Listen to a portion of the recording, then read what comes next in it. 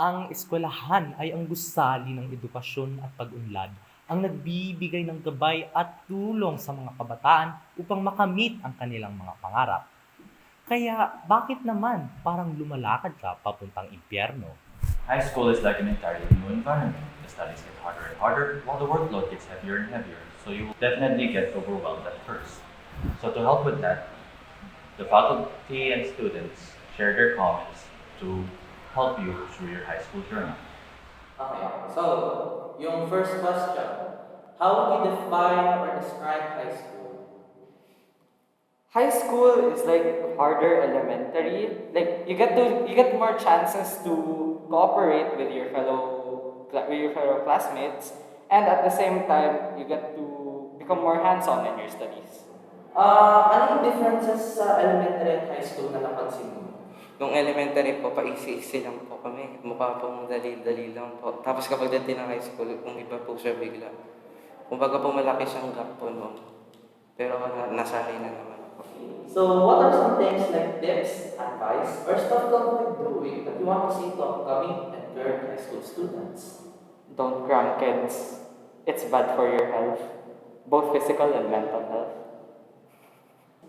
And so ako nung high school ako, isa sa masasabi ko ay i-grab nyo lang ng i-grab yung lahat ng opportunity na makukuha nyo. Doon yung mabubuo yung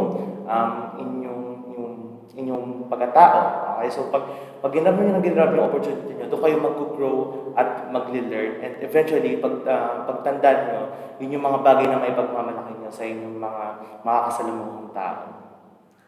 Katulad nga ng mga sabi nila, mas advanced ang high school kaysa sa elementary.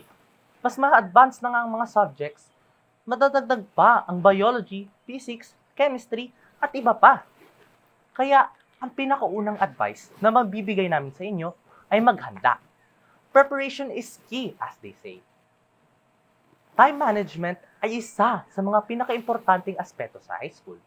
Kapag maayos ang schedule mo, ay di ka gaano maka-overwhelm sa dami ng requirements. Pero, di naman laging mahirap ang high school. High school ay hindi madaling panahon. Marami kang mararanasan na nakakatuwang mga moments, pero marami ka rin mararanasan na kahirapan or yung mga obstacles na kailangan mong lagpasan. So, kailangan mong i-challenge yung sarili mo para mag-improve at matuto. High school gives you an opportunity to break out of your elementary shell and try out new things. You can use it as a way to improve yourself by trying out new skills such as sports, graphic design, and leadership positions if you want to. Overall, it can be said that high school is hard. However, it's only hard at the start.